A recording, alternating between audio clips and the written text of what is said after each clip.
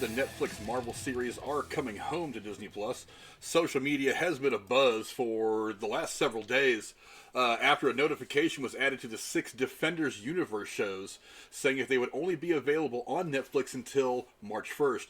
Sources did confirm to Deadline, actually, that Netflix licensed 4 Marvel's Daredevil, Jessica Jones, Luke Cage, The Punisher, Iron Fist, and the Defenders Team Up Limited series is ending, and the rights to the shows are reverting back to Disney.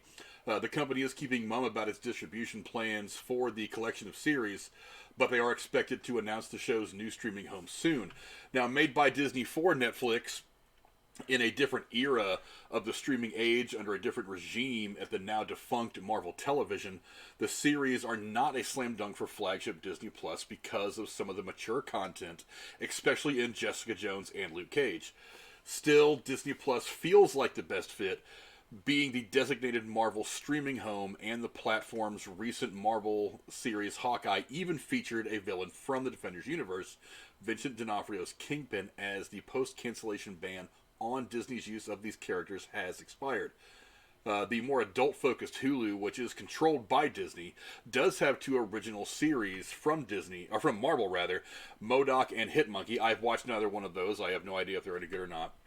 But they are both adult animation, and both were sold by Marvel TV before it was disbanded by Disney. There has been no expectations that new Marvel content from the studio run by Kevin Feige would find its way to Hulu, with the company's TV pipeline going straight to Disney Plus, where Marvel is one of the marquee brands with its own section on the streamer.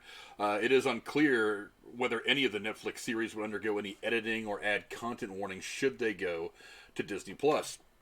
Now, in addition to Disney regaining control of the existing episodes of the Defenders series, Feige has indicated that there is a possibility to revive or reboot some of the shows, including Daredevil, whose star Charlie Cox recently made his MCU debut in Spider-Man No Way Home. Here are some of my thoughts. To me, it makes more sense to put the show on Hulu, because you can't really edit out the more graphic stuff, the language, some of the sexual stuff, without really changing the show a lot. So I think putting it on Hulu, which is still owned by Disney and is still going to get, they're still going to get their money out of having these shows there, that makes more sense. As you know, once Disney bought all of the Fox properties, there was this big question of how are they going to handle things like Deadpool, which is very rated R. I think that makes more sense to put them on there because you still have control of the properties. Where you show them is not really significant, and I don't really think Kevin Feige has ever considered these he's never really considered these part of the MCU anyway.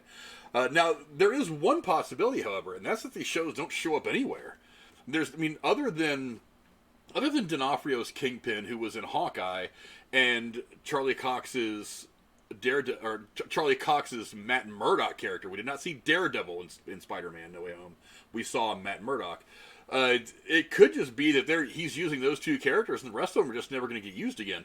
Jessica Jones, Luke Cage, and Iron Fist really didn't do very well, and even the hardcore fans of the Defenders series, the Defenders universe, they weren't really big on those shows, so I don't see those shows coming back at all.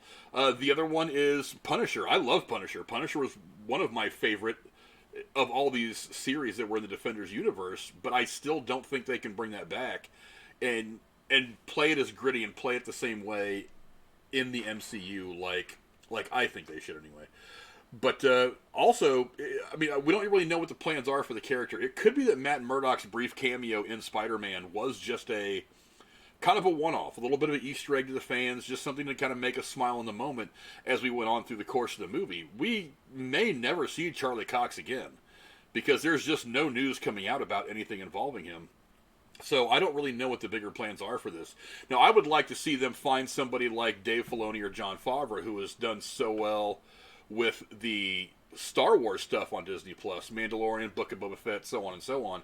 I would like to see them find a couple of guys like that to really shepherd a couple of really good Marvel series. Maybe even, I'm forgetting who did WandaVision, but the people who did WandaVision, that's by far the best Marvel TV show, episodic show that has been put out yet.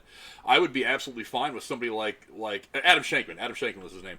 I would be fine with somebody like Adam Shankman kind of taking over the production and the basic story basic story arcs of all of these Marvel shows on Disney Plus. That's just my thoughts on this little story. Go down in the comments below, let me know what you guys think. Do you think that any of these shows characters are going to be coming back? Where do you think they'll play? I personally think they should go to Hulu.